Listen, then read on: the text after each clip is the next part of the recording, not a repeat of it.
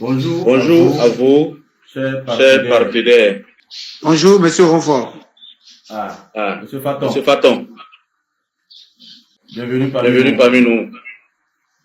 Merci, Monsieur Renfort. Ok. Très bonne conférence à toutes et à tous. Si tous les autres participants qui me reçoivent sont là et m'entendent, je vous prie de bien vouloir lever la main, d'activer votre micro et de prendre la parole. Voilà. Alors, parlons de la ponctualité. Nous avons prévu démarrer le webinaire à 7h00. Alors, on a ouvert la salle de la conférence depuis 16h45 par là pour pouvoir admettre les participants. Et donc, je crois que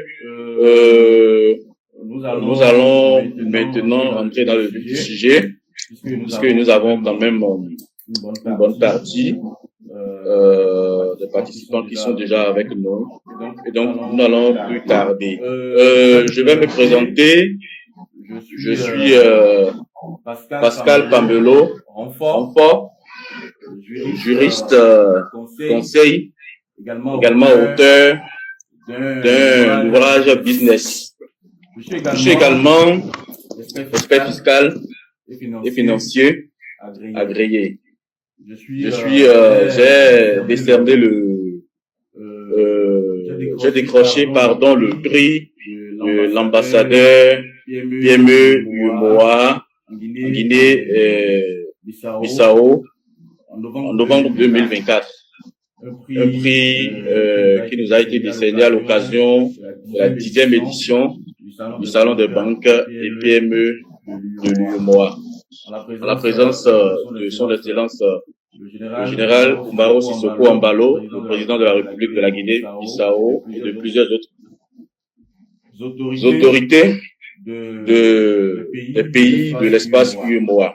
Et donc, je suis le directeur associé du cabinet Jupiter Consultant Afrique, un cabinet de conseil et de formation professionnelle continue.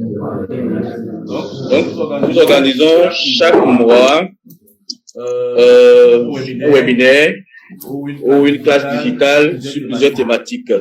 Alors, pour le mois dernier, nous avions travaillé sur le juge et le contrat.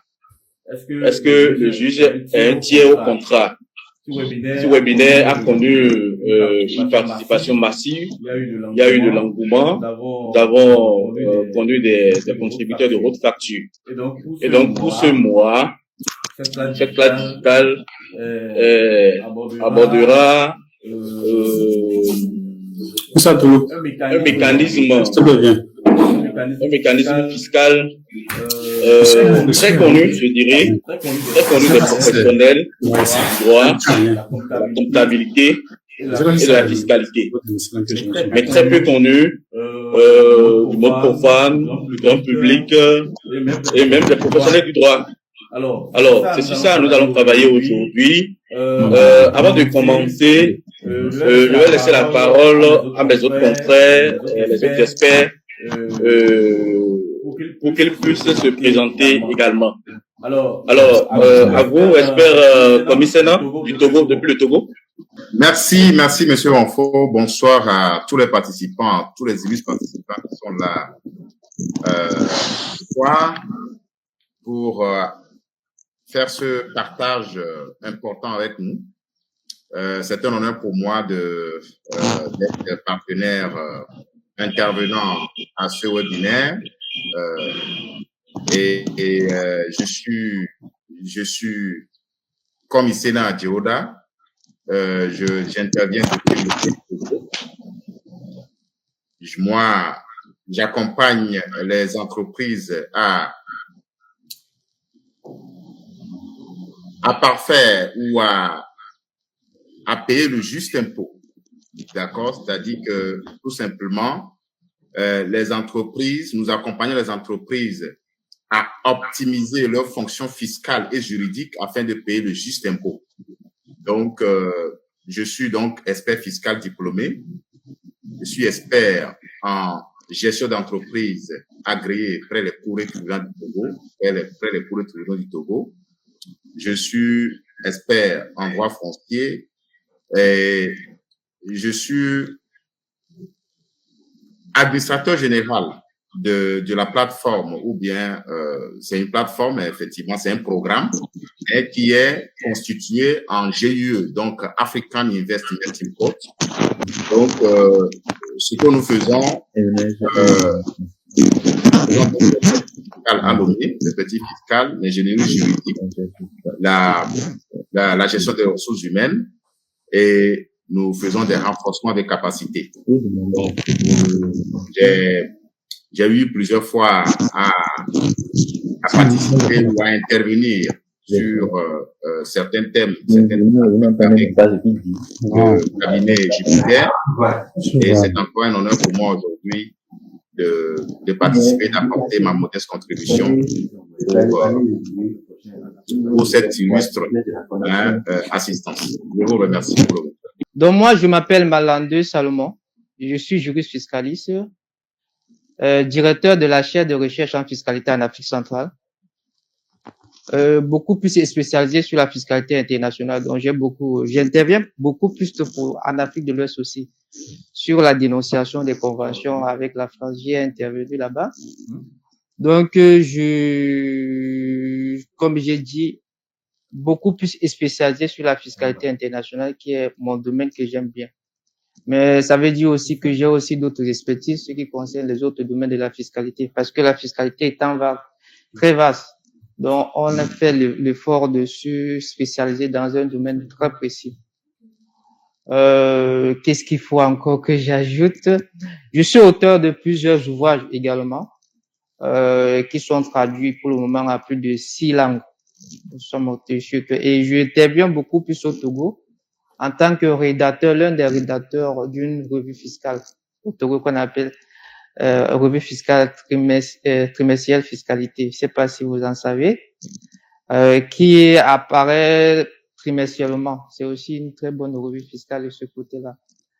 Je crois que ma modeste présentation, je vais peut-être m'arrêter là. Merci en plus pour l'occasion qui m'est donnée d'intervenir dans cette occasion. Je vous remercie très sincèrement, cher expert, cher confrère commissaire Adéoda.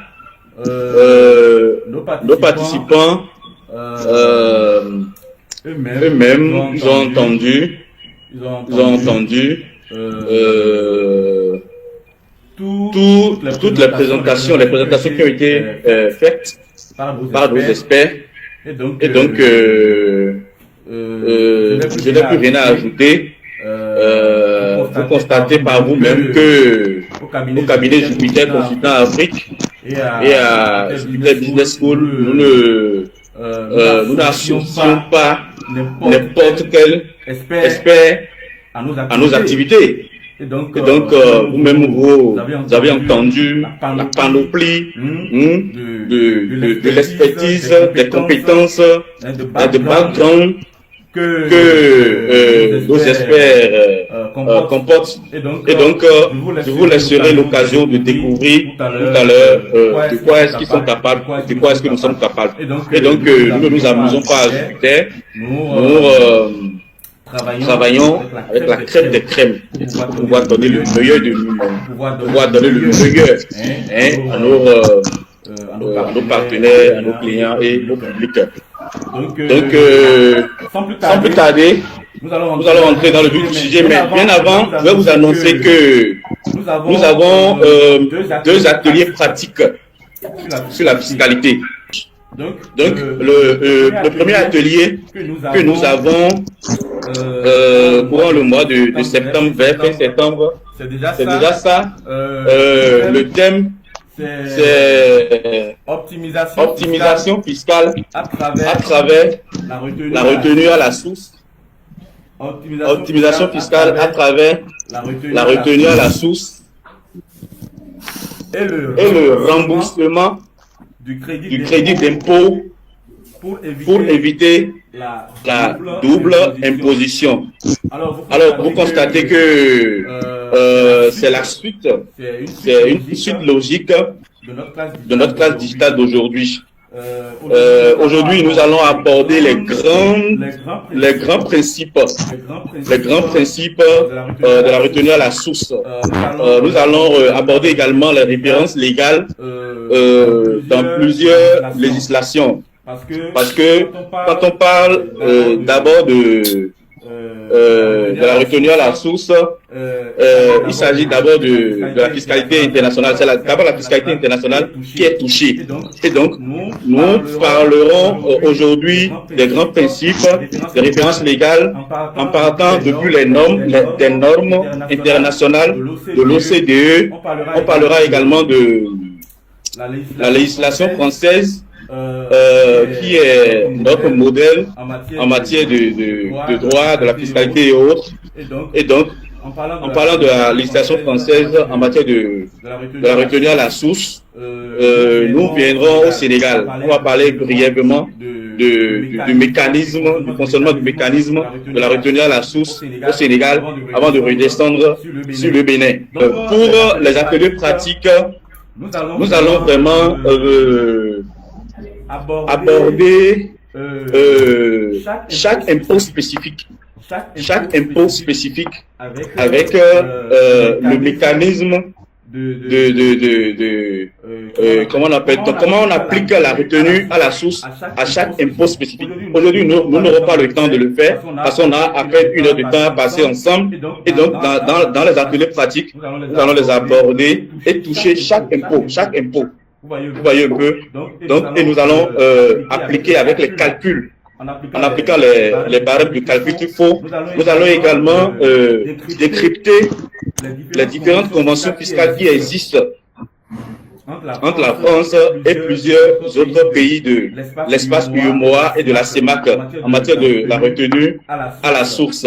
Donc, ça sera vraiment un atelier très très pratique. Et nous allons le faire à Cotonou, à l'hôtel Diamond, à Cotonou et en ligne également. C'est un mode hybride.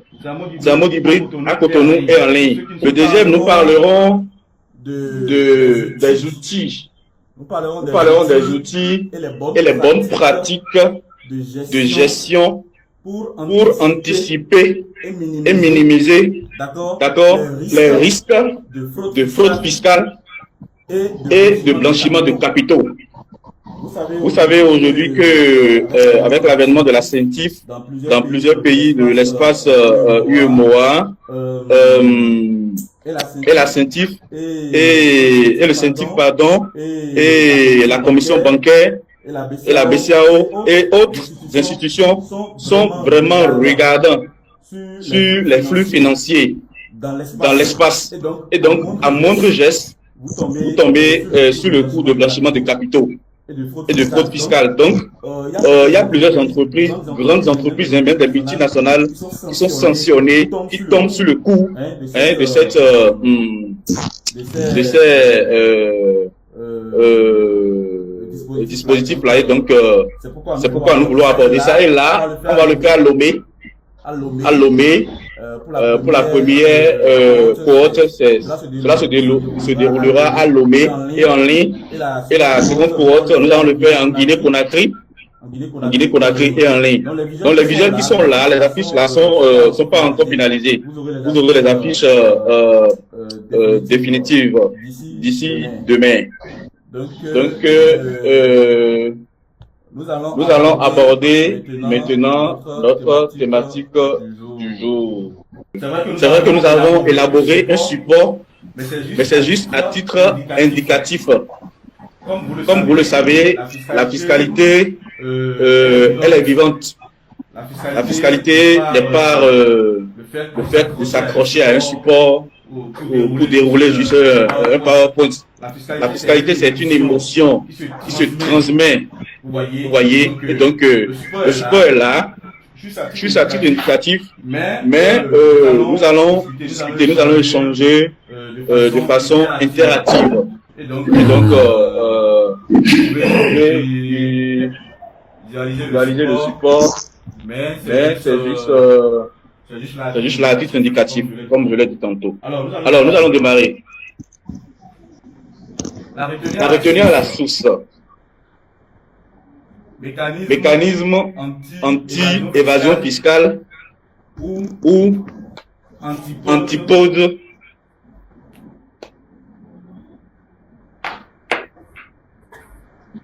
d'évitement de la double imposition.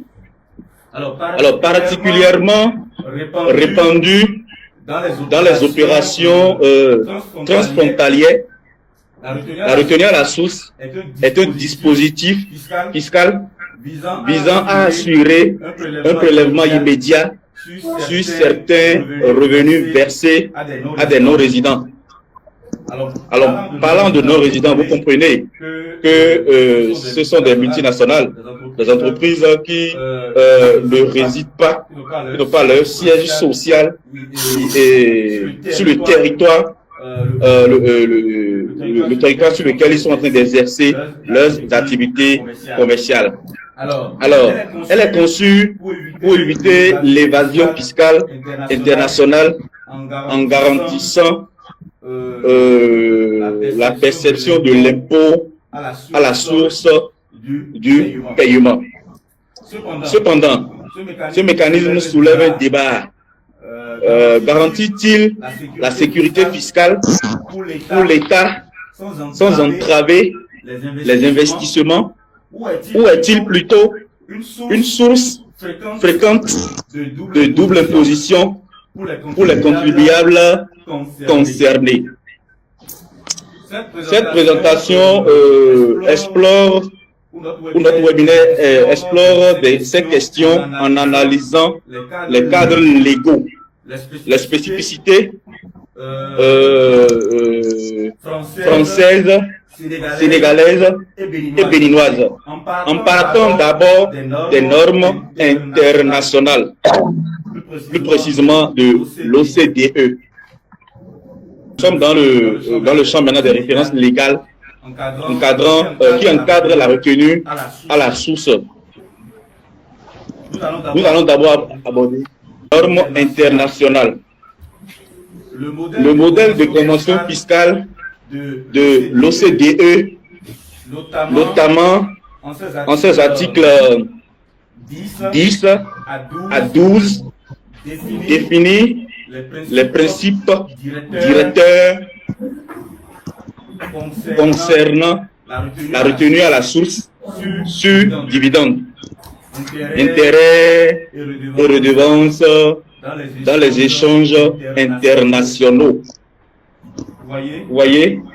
Donc, comme je le disais tantôt, la retenue à la source relève d'abord du champ de la fiscalité internationale.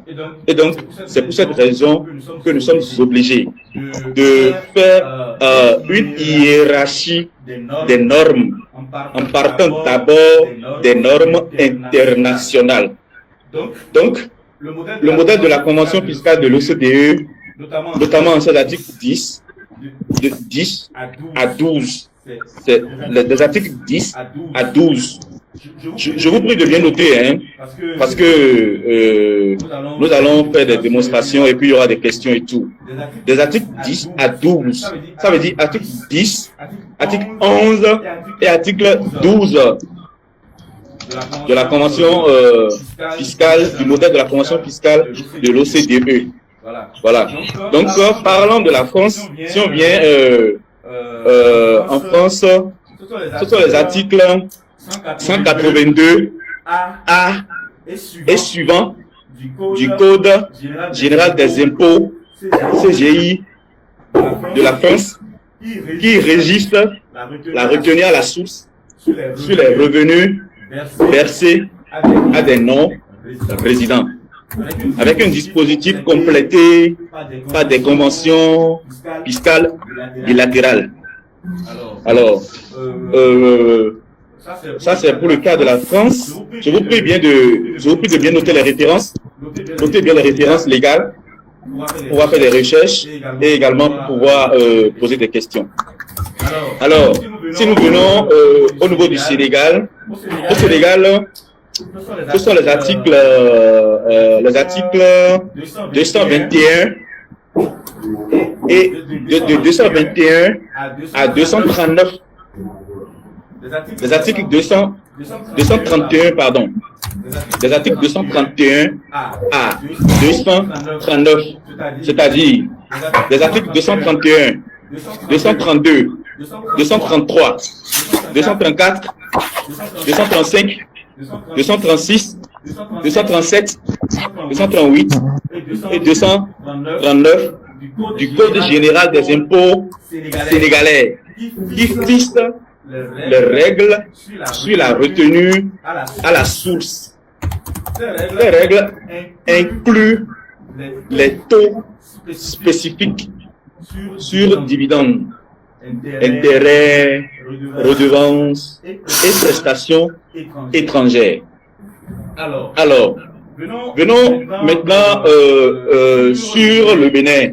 Le cas du Bénin, c'est la loi numéro 2021-15 du 23 décembre portant Code général des impôts de la République du Bénin. Voilà un peu ainsi présenté les références légales qui encadrent la retenue à la source de façon générale. Voilà.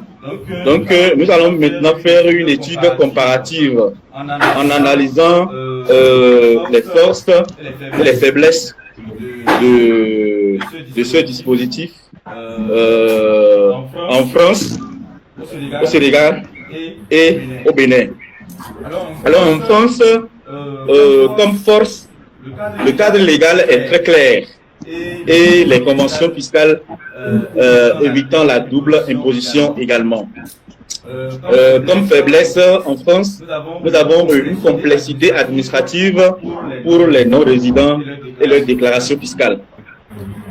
Alors, au Bénin, pardon, au Sénégal d'abord, nous avons comme force un mécanisme simple et efficace pour sécuriser les recettes fiscales nationales. D'accord. Comme force au Sénégal, nous avons un mécanisme simple et efficace pour sécuriser les recettes fiscales nationales. Alors, comme faiblesse, nous avons un risque élevé de double imposition en l'absence de conventions taux pouvant et des taux pouvant atteindre 20%. Alors, comme force et faiblesse, au Sénégal et au Bénin, je dirais que c'est pratiquement le même système. C'est pratiquement le même système.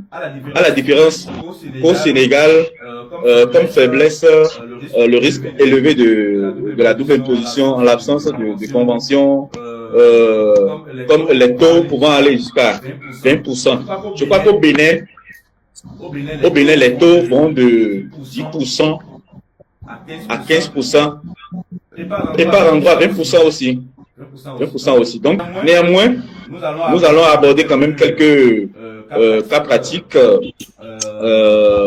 sur la double imposition en France, au Sénégal et au Bénin. Alors, le versement des redevances.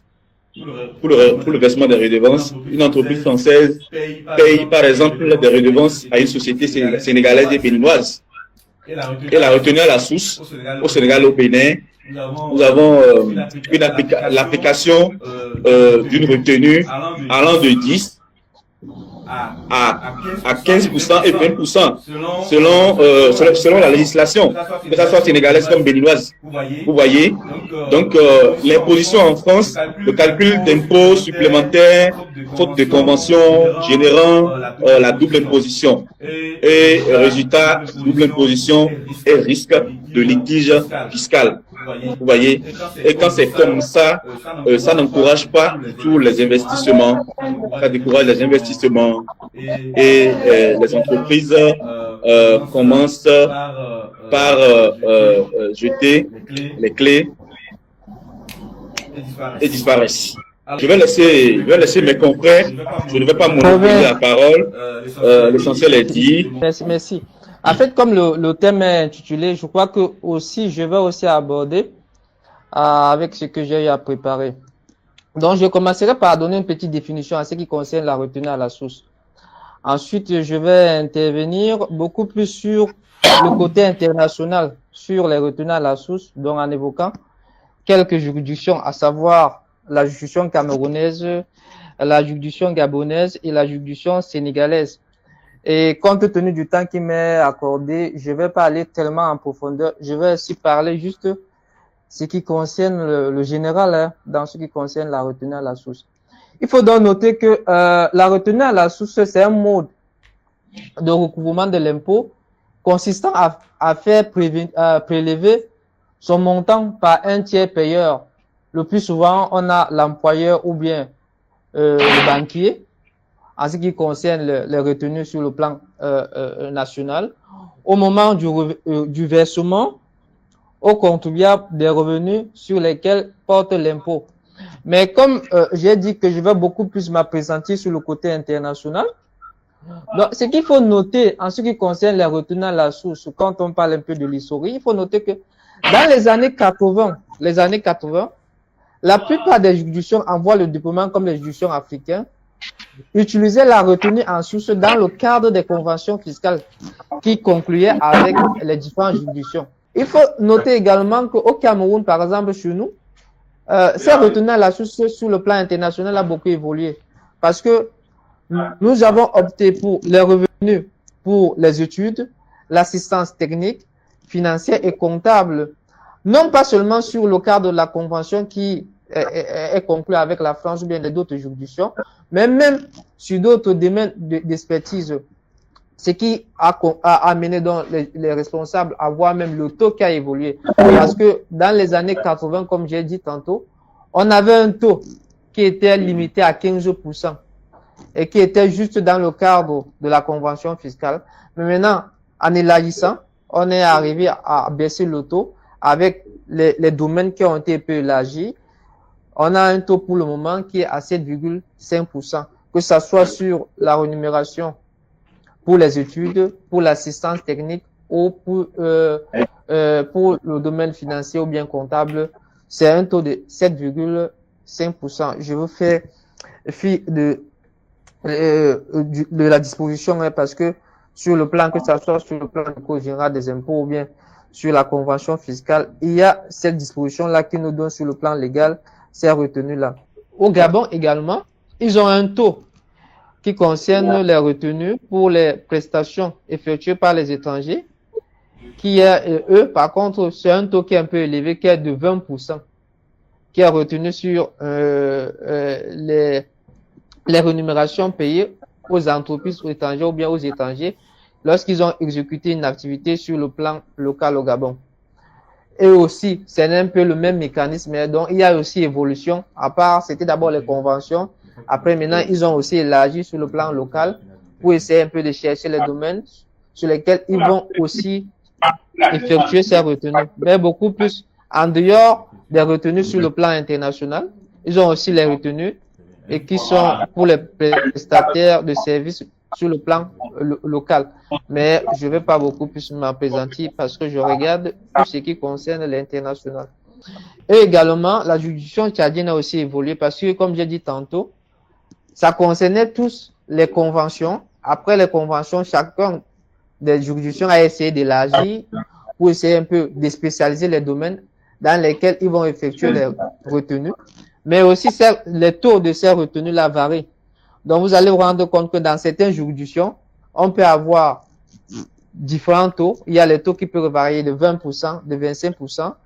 Dans d'autres, on est à un taux de 9,5%. Mais je fais un constat, apparemment c'est le Cameroun qui a un taux le plus réduit, donc le plus bas, qui est en réalité de 7,5%, parce que les autres pays, je vois bien, ils sont à 25%, 20% et le Gabon aussi 9%. En guise de conclusion, je voudrais dire que en réalité, la retenue à la source permet à l'État aussi de bénéficier assez de bénéficier sous le cadre des recouvrements des impôts. C'est ce que j'ai prévu pour ce soir. Et j'espère qu'il y aura les questions, même si je ne vais pas beaucoup intervenir après parce que je serai un peu occupé, mais ne vous occupez pas. Si je n'interviens pas par la suite, je pourrais envoyer les réponses peut-être plus tard. Merci, très cher expert. Alors, je pense que vous avez déjà déblayé le terrain. Il y a beaucoup d'éléments essentiels qui sont déjà donnés. Je vais également m'appesantir sur le cas du Togo. Et d'entrée, il faudra donc qu'on note en réalité, moi, je n'ai pas préparé un contenu parce que c'est ce que nous vivons chaque jour. C'est notre expertise de tous les jours. Donc, je vais juste quand même brosser un peu pour que les participants puissent avoir le nécessaire. Et donc, d'entrée, il faut savoir que le système ou bien le mécanisme de retenue à la source, comme l'a déjà aussi dit les précédents intervenants, c'est vraiment pour éviter la fuite d'impôts ou bien vous voyez l'évasion fiscale et surtout pour permettre au Trésor public de disposer d'avance de fonds nécessaires par rapport à la satisfaction des besoins des dépenses publiques. Et étant donné que ces retenues-là constituent en quelque sorte constituent des acomptes, constituent des acomptes sur l'impôt direct, que ce soit l'impôt sur les sociétés ou bien l'impôt sur le revenu personne physique, d'accord, ou bien encore tout ce qui constitue l'imposition des revenus catégoriels. Donc, en réalité, une entreprise qui est légalement constituée au Bénin et que je viens pour prester, pour pouvoir faire des prestations, ou bien est-ce que je suis vendeur ou je viens pour vendre, lorsque cette somme ou bien le montant qu'on me paie est assujetti à cette retenue, donc n'étant pas au Togo, n'étant pas plutôt au Bénin, donc la loi dit, comme je ne paie pas de l'impôt au Bénin, je viens quand même gagner au Bénin. La deuxième retenue, le deuxième type de retenue à la source, c'est ce que nous appelons les retenues versées à des résidents. Donc ça veut dire que c'est les entreprises qui ont la première condition, quand on parle de résident, comme vous le savez déjà, c'est que cette entreprise est régulièrement installée dans ce pays et est immatriculée. Donc, c'est pour ça qu'on parle de résident. Donc, et enfin, nous allons vers le prélèvement au titre des acomptes d'impôt sur le revenu des importations et achats en gros. Donc, quand vous importez, d'accord, vous importez pour entrer par la porte à l'interne, donc vous êtes soumis donc à cette retenue et l'assiette, disons le taux est de 1% cordon douanier lorsque vous avez une carte d'immatriculation fiscale et à l'intérieur pour les achats en gros c'est 5% et 1%. Donc voilà, en quelque sorte, il y a aussi le prélèvement au titre des acomptes d'impôt sur le revenu de l'exportation des produits agricoles et autres que nous pourrions quand même aller plus en détail lors des formations qui seront faites et qui seront vraiment des ateliers pratiques. Et bon, voilà, je vais m'arrêter ici et nous sommes disposés. Je donne la parole à monsieur Ronfo du cabinet Jupiter pour la suite. Je vous remercie. Maître Irène, depuis le Cameroun, avocate au barreau de Douala, sauf erreur de ma part. Donc, priez bien prendre la parole pour faire votre intervention. Questions, commentaires, contributions. Bonsoir à tous. Et Bonsoir, je cher vais maître. remercier le cabinet Jupiter. Merci En beaucoup. précision, je suis avocat stagiaire au barreau du Cameroun et D'accord. j'apprécie vraiment les formations que vous offrez. Ce Merci soir, beaucoup. j'ai juste un commentaire. C'est vrai, je ne suis pas rompu à la tâche fiscale, mais cependant, ce soir, j'ai eu le plaisir d'écouter les éminents experts. Je me suis fait ma petite idée et j'attends impatiemment le webinaire dont je veux remercier tout le panel, tous les experts pour ce qu'ils nous ont donné comme nourriture intellectuelle ce soir. Et je vous remercie. Bonsoir à tous. Bravo. Merci beaucoup, maître. Merci pour votre contribution. Merci beaucoup pour les fleurs jetées à notre égard. Nous les accueillons avec grand plaisir. Et nous travaillons toujours pour vous offrir le meilleur. Alors, quelqu'un d'autre a levé la main. Est-ce que maître Déborah est toujours avec nous? Maître Déborah Kanga. Elle est avocate d'affaires et fiscaliste au Congo, en Congo, Kinshasa, RDC. Le cabinet MK Légal, qui est spécialisé en droit des affaires, en fiscalité. Docteur Giovanni Célestin Adougan, est-ce que vous êtes toujours avec nous? Alors, M4 VAV, Monsieur Cyrus, est-ce que vous n'avez pas de questions, vous n'avez pas de commentaires, vous n'avez pas un cas pratique au sein de votre comptabilité? Et Monsieur Sakat Sagbo Paul, je crois bien, je l'ai vu quelque part là, est-ce qu'il est toujours avec nous? Monsieur Sakat Sagbo Paul, de Hallyday Microfinance, le directeur financier de Hallyday Microfinance, est-ce que vous êtes toujours avec nous?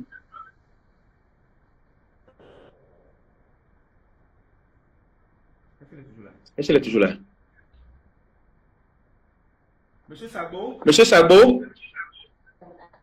Oui, je suis là. Ok. Ah, d'accord. Je vous ai aperçu tantôt là. Je crois que vous étiez parti. Non, je suis toujours là. Ok. Alors, quelles sont vos impressions? Vous avez des commentaires à faire? J'ai suivi avec attention et c'est un bon thème qui mérite d'être suivi. D'accord, super. Merci beaucoup à vous. Oui, merci. Alors, je peux compter sur vous pour nos ateliers pratiques là. Là, je viens de vous voir personnellement pour les ateliers pratiques, pour que vous puissiez introduire comment on appelle-t-on, nos offres auprès de la direction générale pour validation. Monsieur le directeur financier. Oui, bon, si les offres venaient, on va analyser et décider de comment on peut faire. Il y a toute une équipe, il y a l'administration qui est là. On va vérifier par rapport au plan d'information si il y a une place réservée à ça. D'accord, super. Ok. Donc, je peux compter déjà sur vous et sur le directeur des ressources humaines. Exactement. Voilà. Pour pouvoir intégrer ça dans le plan de formation de cette année. Ok. Merci beaucoup à vous. Merci pour votre participation. Oui, merci également à vous. Merci.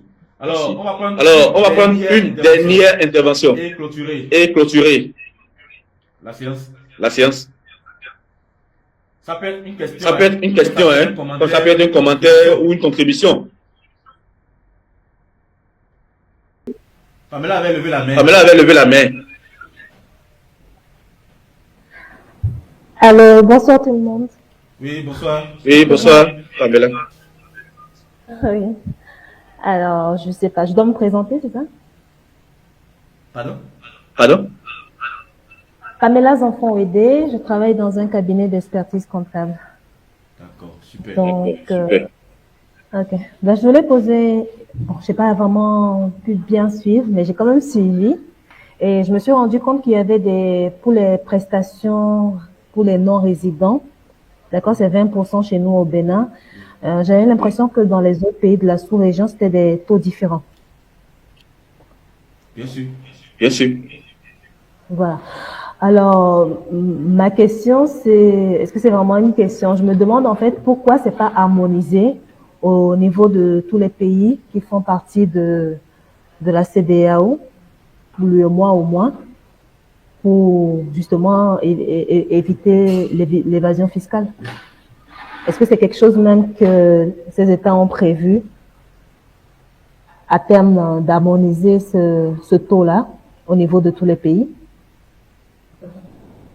D'accord. D'accord. Merci beaucoup à vous, Pamela, pour votre question, qui est une question vraiment pertinente, hein, une question vraiment pertinente à laquelle nous allons essayer quand même d'apporter des éléments de réponse tout à l'heure. Alors, quelqu'un d'autre lever la main? Maryse Aniambosu. Elle a envoyé un message. Oui, bonsoir. Bonsoir à tous. Bonsoir à toutes. Bonsoir Maryse. Je me présente, je réponds au nom de Maryse Aniambosu. Je suis juriste en droit des affaires et fiscalité. Et j'avoue que la formation, je l'ai suivie depuis le début. Et j'ai noté j'ai pris quelques notes et j'attends impatiemment le jour où les cas pratiques seront quand même résolus, parce que c'est ce que moi j'attends vraiment. Donc, merci beaucoup. Merci beaucoup à vous. Merci beaucoup à vous aussi, Maryse. Donc, déjà, merci beaucoup pour l'intérêt que vous accordez à nos activités et tout. Donc, il s'agit de deux ateliers pratiques. Fiscalité. Comme je venais de le dire tantôt, de l'expliquer tantôt. La première thématique, c'est l'optimisation fiscale à travers la retenue à la source et le remboursement du crédit d'impôt pour éviter la double imposition. Vous voyez, ça se passera en présentiel à Cotonou, à l'hôtel, à Diamond d'hôtel Cotonou. Est-ce que les montants sont inscrits déjà? Je crois que c'est juste une contribution, hein, une contribution que vous allez peut-être apporter, parce que vous savez, la fiscalité, elle n'a pas de prix.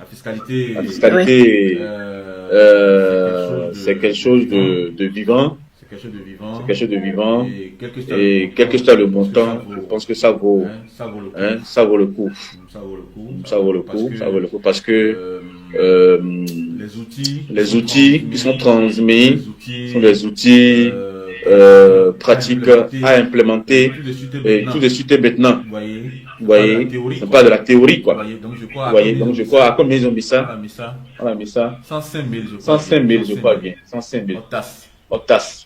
105 000, toute une journée, hein, pour le second sur la fraude fiscale et le blanchiment de capitaux. Ça là, c'est pas mais c'est également, ça va se passer également en ligne, à Lomé, à Conakry, et donc 205 000, c'est sur 2 jours, je crois. Bon, voilà, il y a le déjeuner qui inclut plusieurs autres avantages.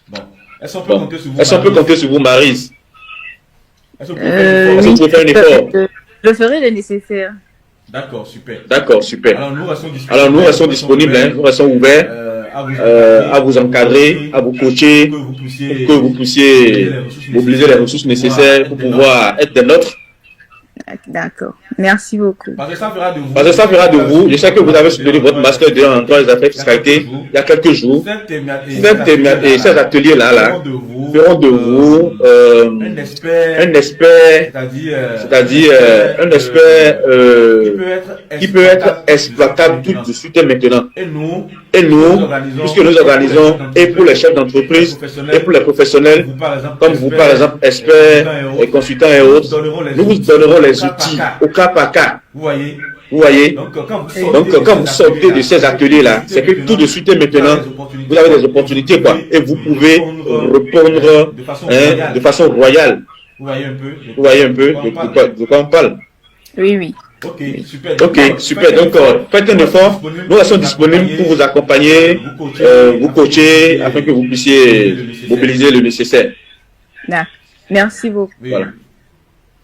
Alors, expert, Sena est toujours là? Et Salomon? Et Salomon? Oui, je suis là, cher partenaire. Oui. Ok, super. Ok, super. Donc, avant de vous donner la parole, pour peut-être renchérir ce que je vais dire sur la préoccupation de Pamela. Est-ce que Pamela est toujours là?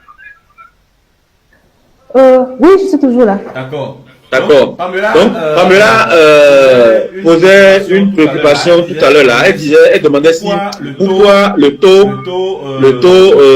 de la retenue à la source sur les dividendes là, versés aux non-résidents au Bénin par exemple, est de 20% et qu'au Togo, ce n'est pas le même taux. Au Sénégal, ce n'est pas le même taux. Au Cameroun, ce n'est pas le même taux. Au Gabon, ainsi de suite. Et que pourquoi est-ce que le taux là n'est pas harmonisé? Partout dans l'espace UEMOA, tout au moins. Vous voyez que c'est une question légitime, c'est une question pertinente. Donc moi je dirais déjà que puisque nous avons des législations fiscales différentes, chaque État définit la politique fiscale de son pays, comme vous pouvez déjà le constater. Et ces politiques fiscales-là sont mises en œuvre à travers les tests et lois. Comme par exemple le Code général des impôts du Bénin qui diffère du Code général des impôts du Togo, du Cameroun, du Sénégal, du Mali et autres, comme par exemple la loi des finances de chaque année qui est votée, comme par exemple au Togo il y a le livre de procédure fiscale et donc il y a la doctrine administrative également, il y a la doctrine fiscale, la doctrine de l'administration fiscale. Vous savez que la doctrine elle est assez dynamique au Bénin. Pratiquement chaque mois, le directeur général des impôts font un communiqué pour peut-être faire une mise au point. Vous le savez mieux que moi. Donc, chaque État définit la politique fiscale. Donc, pour le moment, nous en sommes à cette étape. Et donc, on suppose, dans les recommandations que nous avons faites, perspective et réforme possible. Voilà. Nous avons dit qu'il faut une modernisation des tests, adapter les cadres légaux nationaux aux défis de l'économie mondiale digitale et une harmonisation des cadres légaux tout au moins dans l'espace UEMOA. Nous avons déjà proposé cela dans les perspectives et les réformes envisageables. Vous voyez, donc c'est déjà ce que je peux vous dire, hein, Pamela. Je vais laisser la parole à l'expert Adiola pour m'appuyer. Oui, merci beaucoup, merci pour cette réponse qui est apportée. Je vais juste compléter. Oui, Pamela, il faut savoir que la fiscalité, vous savez très bien, ce n'est pas que je vais vous apprendre, mais c'est un signe de la souveraineté de chaque pays, bien entendu. Ça, c'est ce qui est même à la base de la législation fiscale indépendante ou bien de la politique fiscale de chaque pays. Mais par contre, néanmoins, je peux pas dire par contre, néanmoins, comme il y a, quand on fait partie d'une zone, il y a donc cette tendance à harmoniser effectivement les pratiques, voilà, exactement. À harmoniser les pratiques, à harmoniser les taux. Aujourd'hui, pour les retenir à la source, les retenues à la source ne constituent en réalité qu'un acompte d'impôt, vous voyez, ou bien en fait qui est de l'érosion fiscale.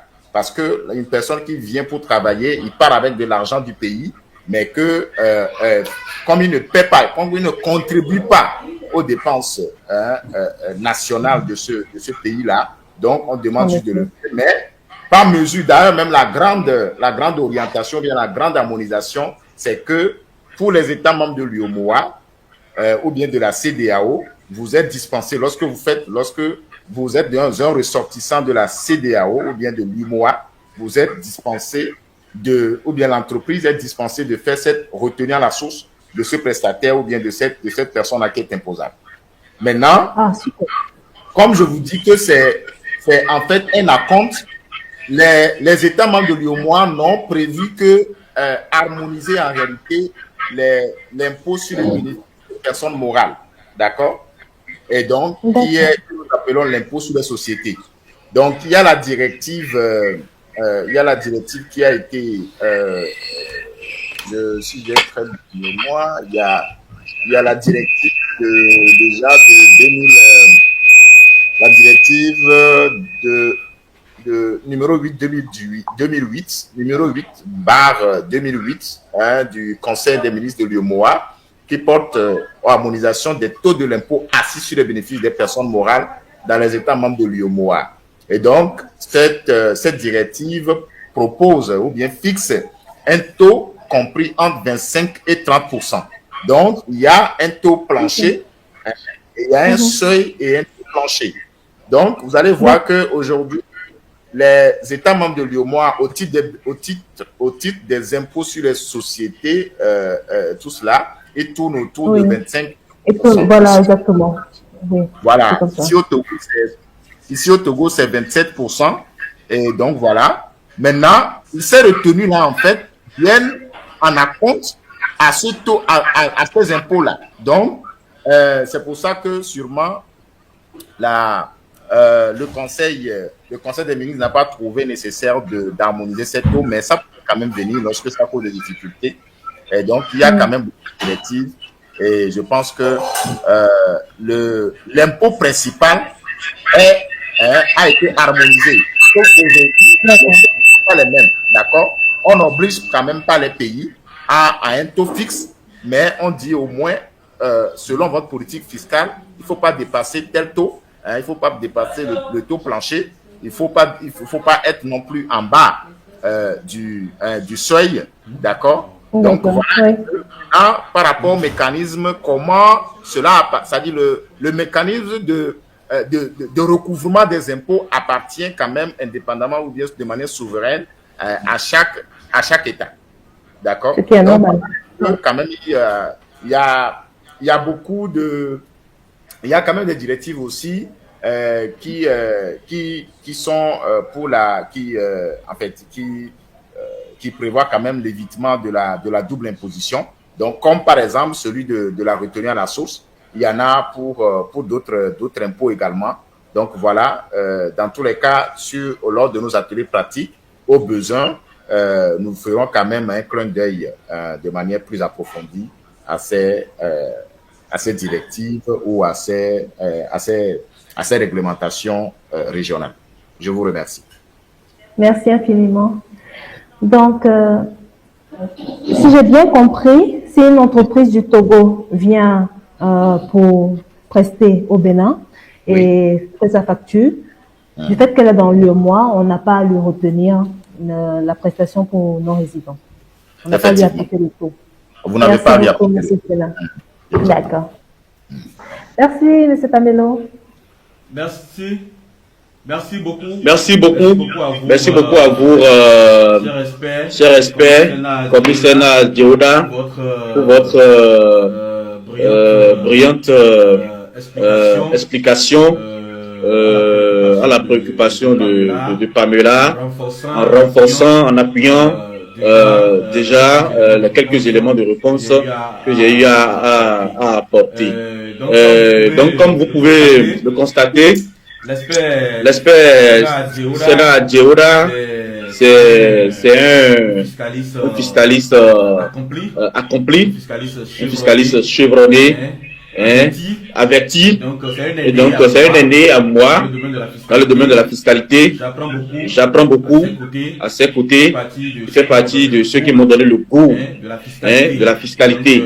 Et donc, vraiment, depuis que je l'ai connu, je crois que ça fait bientôt 5 ans, on ne s'est plus lâché. Et nous faisons beaucoup de choses ensemble. Nous avons beaucoup de projets ensemble, à Lomé, à Ouaga, à Cotonou, un peu partout. Nous avons fait beaucoup de choses ensemble. Et donc, j'apprends de ses côtés au quotidien, à ses côtés au quotidien. Et donc, c'est comme ça, moi, j'associe toujours les gens plus forts que moi. Vous voyez, j'associe toujours les gens plus forts que moi à tous mes projets pour pouvoir avancer. Vous voyez, sur tous les années. Et donc, Vraiment, je vous prie de le remercier très sincèrement. À cause de lui, j'apprends beaucoup en fiscalité.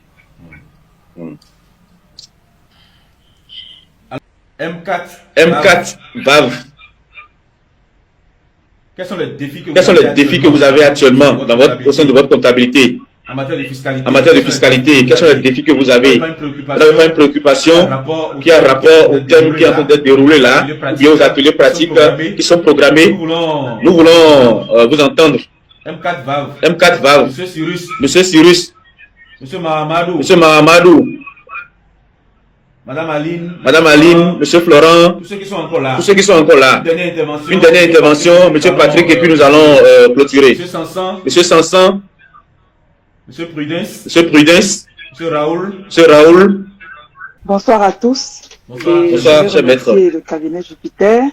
Merci beaucoup. En précision, je suis avocat stagiaire au barreau du Cameroun. Et j'apprécie vraiment les formations que vous offrez. Merci beaucoup. Ce soir, j'ai juste un commentaire. C'est vrai, je ne suis pas rompu à la tâche fiscale, mais cependant, ce soir, j'ai eu le plaisir d'écouter les éminents experts. Je me suis fait ma petite idée et j'attends impatiemment le webinaire dont je veux remercier tout le panel, tous les experts pour ce qu'ils nous ont donné comme nourriture intellectuelle ce soir. Et je vous remercie. Bonsoir à tous. Bravo. Merci beaucoup, maître. Merci pour votre contribution. Merci beaucoup pour les fleurs jetées à notre égard. Nous les accueillons avec grand plaisir. Et nous travaillons toujours pour vous offrir le meilleur.